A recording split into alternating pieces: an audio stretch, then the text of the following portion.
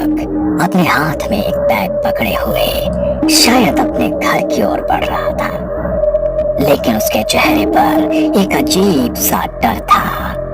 वो अपने कदमों को तेज तेज बढ़ा रहा था, लेकिन जैसे ही वो गांव के कुएं के पास पहुंचा, उसका पूरा शरीर पसीने से भीग गया। वो वहां से मानो पलक झपकते ही गायब हो जाना चाहता। आलतू चला तू, आई बला को टाल दू, हे प्रभु रक्षा करना, यहाँ से सही सलामत चले जाऊं। उसने अपने कदमों की रफ्तार को तेज की, लेकिन जैसे ही वो कुएं के पास से गुजरा तो उसके कानों में किसी की पायल की आवाज पड़ी। उस आवाज को सुनकर डर के मारे उसके पैर वहीं जम गए और उसके कंधे पर उसे कुछ महसूस हुआ। उसने हिम्मत करके पीछे मुड़कर देखा तो घूंघट ओढ़े एक औरत उसके सामने खड़ी थी। उसे देखते ही डर से उसका चेहरा फीका पड़ गया। तभी उस औरत ने अपना हाथ उसके चेहरे की तरफ बढ़ाया और उसकी गर्दन को एक ही झटके में मरोड़ दिया और वो निढाल होकर जमीन पर गिर पड़ा। अगली सुबह जब लोग वहां से गुजरे तो कुएं के बाहर लोगों का जमावड़ा लग गया। सत्यानाश, पता नहीं ये किस किस को और लेकर जाएगी। पिछले 2 महीने में 5वीं मौत हुई है ये। मना किया था रात को यहाँ से कोई मत जाना। इंसानों को, हमारे जानवरों को, किसी को नहीं छोड़ा इसने। मुझे तो ये सती माता का प्रकोप लगे। सती आसरा का स्थान बनाना होगा। देवी को रोज भोग देवेंगे और कोई भी सूरज ढलने के बाद यहाँ ना आवेगा। देवी को रात के समय जरा सा भी विघ्न पसंद ना है। अपनी जान बचानी है तो यही करना होगा। माना जाता है कि गांव के कुएं और नदी पर सती आसरा का स्थान होता है, जिन्हें देवी का रूप माना जाता है। गांव में होने वाले इन हादसों की वजह से गांव वालों ने कुएं पर सती आसरा का एक छोटा सा मंदिर बनाया, जिसके भीतर कोई मूर्ति नहीं थी। बस गांव के लोग वहां देवी को भोग लगा सके, इसलिए वो मंदिर बनाया गया ताकि देवी का क्रोध शांत हो सके। लेकिन उसके बाद भी गांव में होने वाले वो हादसे नहीं रुके। तभी एक रात काले कपड़े पहने एक लड़की, जिसने अपने चेहरे को काली शॉल से ढका हुआ था, अपने हाथ में एक काले रंग की पोटली लिए हुए, सती आसरा के डर से अब रात को कोई भी कुएं के पास नहीं भटकता था। इसलिए गहरी काली अंधेरी रात में वो अकेली कुएं के पास अपना आसन लगाकर बैठी और कुएं पर थोड़ी हल्दी कुमकुम और अपनी उंगली से काट कर रक्त का चढ़ावा किया और तेल का एक दीपक भी जलाया। तुम्हारा बदला पूरा हो गया है, तुम अब शांत हो जाओ। गांव वालों को मत मारो, जिनको मारना था उन्हें तो मार चुकी हो। गांव में हो रहे इन हादसों को 3 महीने बीत चुके थे और आज से 3 महीने पहले एक रात काले कपड़ों में अपना चेहरा ढकी हुई एक स्त्री रात के 2:30 बजे कुएं के पास एक यज्ञ कुंड जलाए बैठी थी। यज्ञ कुंड के पास एक मुर्गा, जिसके हाथ पैर और चोंच को रस्सियों से बांधा गया था, नरकंकाल की खोपड़ी में किसी जानवर का रक्त भरा हुआ था। वो उस रक्त का छिड़काव बार बार यज्ञ कुंड में कर रही थी और बड़ी ही धीमी आवाज में कुछ मंत्रों का उच्चारण भी कर रही थी। तुम्हें जागृत होना पड़ेगा। तुम्हें जागृत किए बिना आज की रात मैं यहाँ से नहीं जाऊंगी। बलि स्वीकार करो। उसने उस बंधे हुए मुर्गे को उठाया और धारदार चाकू से उसकी गर्दन को एक झटके में अलग कर दिया। उसकी आहुति उसने यज्ञ कुंड में चढ़ा दी। तभी वहां एक अजीब सी सिहरन उठी। रात के सन्नाटे में मानो कोई दबी आवाज उसे सुनाई देने लगी। कुएं के भीतर से मानो किसी की आत्मा निकलकर बाहर आ गई हो। उसने पीछे मुड़कर देखा तो घूंघट ओढ़े एक औरत उसके सामने खड़ी थी। जाओ और खत्म कर दो उन्हें। मुझे अपना बदला चाहिए। जाओ। मानो जैसे वो उसकी आज्ञा का इंतजार कर रही थी। उसके इतना कहते ही वो गांव की ओर बढ़ी और एक घर के बाहर जाकर रुक गई। दरवाजे पर ठक ठक की आवाज हुई। अरे इतनी रात को कौन आया है? रात के 3 बज रहे। इस वक्त कौन दरवाजा खटखटा रहा है? तभी दरवाजे पर फिर से ठक ठक की आवाज आई। पता नहीं कौन आया है, देखना ही पड़ेगा। मंगल दरवाजा खोलने के लिए गया। दरवाजे से अभी भी लगातार ठक ठक की आवाज आ रही थी। अरे बोल रहा हूं ना। अभी तक मंगल आधी नींद में था, लेकिन जैसे ही उसने दरवाजा खोला तो उसके होश उड़ गए। उसके सामने घूंघट ओढ़ी हुई वही औरत खड़ी थी, लेकिन जैसे ही मंगल ने उसे देखा तो हवा के झोंके से उसके चेहरे से उसका घूंघट सरक गया। मंगल ने जैसे ही उसका चेहरा देखा तो उसकी चीख निकल गई।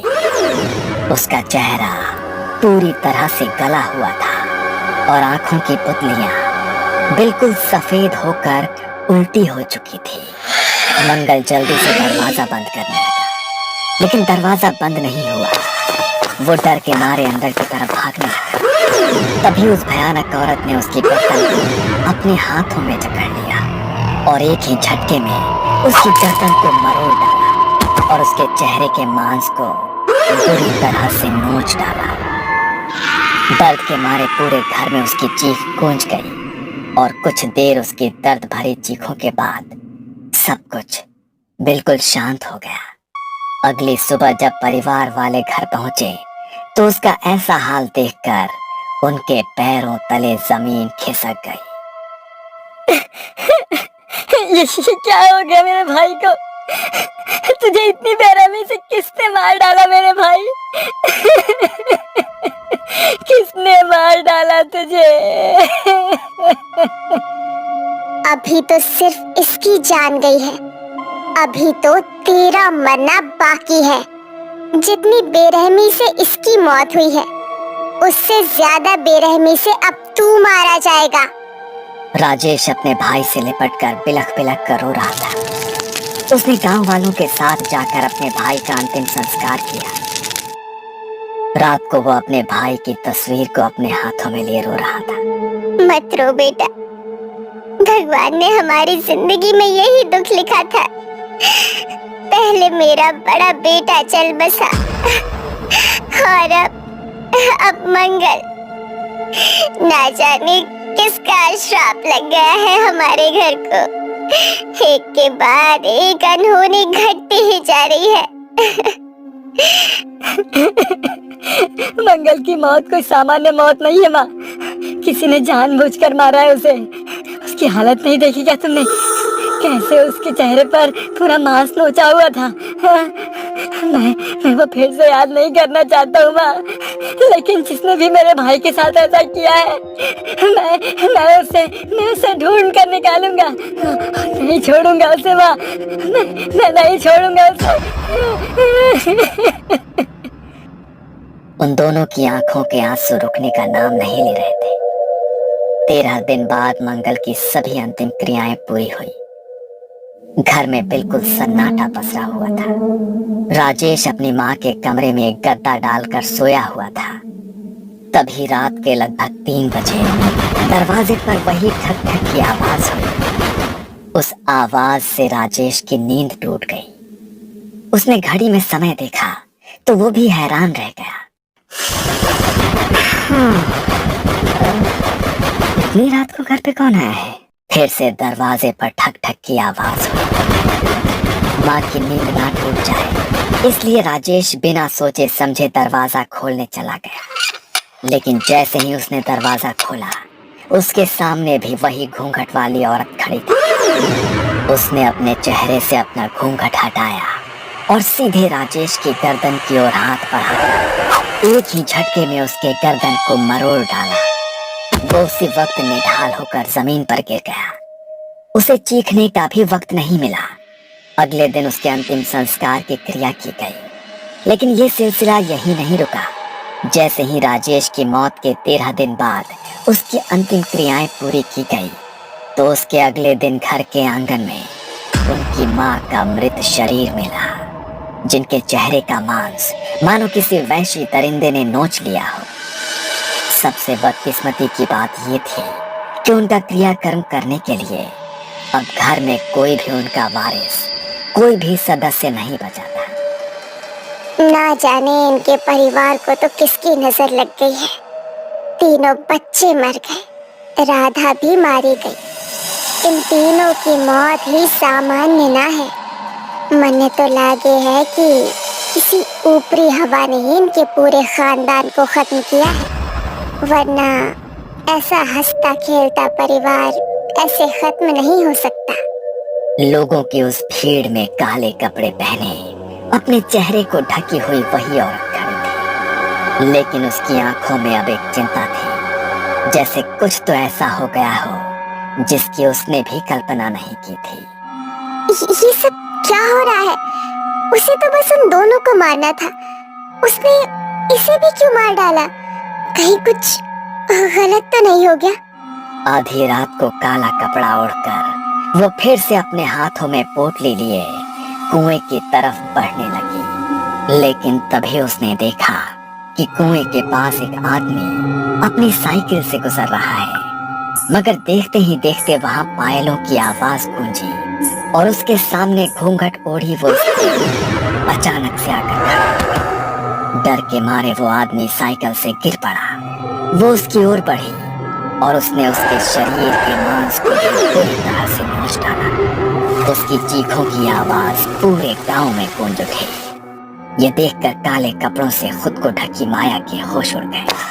वो तुरंत ही वहां से भागकर अपने घर पहुंचा। डर के मारे उसका पूरा शरीर कांप रहा था और आवाज हाँफ रही थी।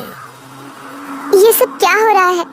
मुझे उसे शांत करना होगा, वरना जो भी अब उस कुएं के पास से गुजरेगा वो उन सबको मार डालेगी। उसने उसे शांत करने की बहुत बार कोशिश की, लेकिन गांव में होने वाली मौतों की संख्या कम होने की बजाय दिन प्रतिदिन बढ़ती जा रही थी। इन हादसों को 3 महीने बीत चुके थे। माया अब अपनी आंखों के सामने किसी और को बलि चढ़ते हुए नहीं देखना चाहती थी, इसलिए आज उसकी शांति के लिए माया कुएं के पास बैठकर यज्ञ कर रही थी।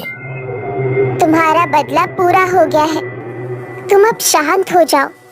गांव वालों को मत मारो, जिनको मारना था उन्हें तुम मार चुकी हो। अब क्यों तुम गांव वालों की बलि देने पर तुली हो? तभी अचानक वहां बहुत जोर से हवा चलने लगी, जैसे कोई उसे अपनी मौजूदगी का एहसास कराना चाहता हो। कुएं की मंडेर पर जल रहा वो दीपक हवा के झोंके से बुझ गया और उसे भी अपने आसपास पायल की आवाज सुनाई देने लगी। उसने पीछे मुड़कर देखा तो वही औरत उसके सामने खड़ी थी। उसके चेहरे से घूंघट हट चुका था और उसका भयानक चेहरा गुस्से में उसे ही देख रहा था। देखो, तुम्हें शांत होना होगा।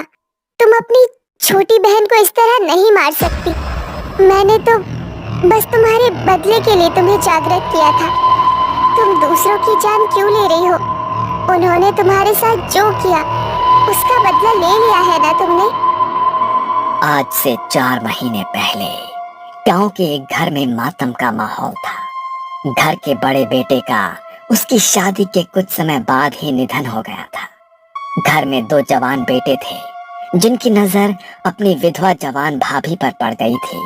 मंजू अपने पति की मौत के गम में खुद को अपने कमरे में बंद किए बस रोए ही जा रही थी। तभी उसके दरवाजे पर जोर जोर से खटखट की आवाज हुई। उस खटखट की आवाज से मंजू अचानक से सहम गई और दीवार की तरफ घिसटती चली गई। उसने दरवाजा नहीं खोला। तभी अचानक 2 लोग दरवाजा तोड़कर अंदर आ गए। इतनी देर से हम लोग दरवाजा खटखटा रहे हैं, तुझे समझ में नहीं आ रहा है? हैं? तुझे क्या लगा था कि तू दरवाजा नहीं खोलेगी तो हम अंदर नहीं आ पाएंगे? हैं? देखो, ऐसा मत करो। मैं तुम्हारी भाभी हूँ। भाभी माँ के समान होती है। कुछ तो सोचो। चुप, बिल्कुल चुप। तो इस घर की बहू है। अब हमारा भाई तो मारा गया, अब तुम्हारे ऊपर हमारा भी तो कुछ हक हुआ ना। अब अपने ये आंसू बंद करो। वो दोनों किसी शैतान की तरह हंसते हुए मंजू की तरफ बढ़ने लगे। मंजू इस तरह अपनी इज्जत को अपने हाथों बर्बाद होते नहीं देख सकती थी। उसने उन्हें धक्का मारा और बाहर की तरफ भागी। वो दोनों भी उसके पीछे पीछे भागे। उनसे अपना पीछा छुड़ाने के लिए वो गांव के कुएं की तरफ दौड़े और उनसे अपना रक्षण करने के लिए कुएं के अंदर कूद गए। अब क्या करें? ये तो कुएं में कूद गई भाई। अरे अब कूद गई तो कूद गई, जल्दी निकल यहाँ से, वरना अगर किसी ने देख लिया ना तो इसके मरने का इल्जाम हमारे ऊपर ही लग जाएगा। मैं अच्छी तरह जानती हूँ कि क्यों मरी है मेरी बहन और कौन है उसकी मौत का जिम्मेदार। तेरी मौत का बदला तो मैं लेकर रहूंगी मेरी बहन। माया अब अपनी बहन की आत्मा को जागृत करके उसकी मौत का बदला तो ले चुकी थी, लेकिन उसने अपनी बहन की आत्मा को जिन तांत्रिक विधियों के जरिए जागृत किया था उसे शांत कर पाना अब उसके लिए नामुमकिन हो गया था। वो अपने कमरे में घबराई हुई बैठी थी। तभी रात के लगभग 1:30 बजे किसी ने उसका दरवाजा खटखटाया। इतनी रात के कौन आया है? माया ने जाकर दरवाजा खोला तो घूंघट के अंदर वो आत्मा अब उसके सामने खड़ी। उसे देखकर माया के रोंगटे खड़े हो गए। तुम नहीं, देखो, तुम मुझे नहीं मार सकती। मैंने तो तुम्हें इसलिए जागृत किया था ताकि तुम अपनी मौत का बदला ले सको। होश में आओ। मृत्यु के बाद आत्मा किसी की सगी नहीं होती। माया ने उसे जागृत तो कर दिया, लेकिन अंत में वो खुद भी उसकी मौत का कारण बन गई। उसने अपने हाथ माया की गर्दन की तरफ बढ़ाए और एक ही झटके में उसके गर्दन को भी मरोड़ डाला और माया की कुछ आखिरी चीखों के बाद सब कुछ बिल्कुल शांत हो गया। कहा जाता है कि गांव के लोगों ने डर के मारे पूरे गांव को खाली कर दिया और दूसरी जगह स्थानांतरित हो गए, लेकिन लाल घूंघट में वो आत्मा आज भी उस गांव में भटकती रहती है और जो भी उसके सामने आता है उसे वो मौत के घाट उतार देती है।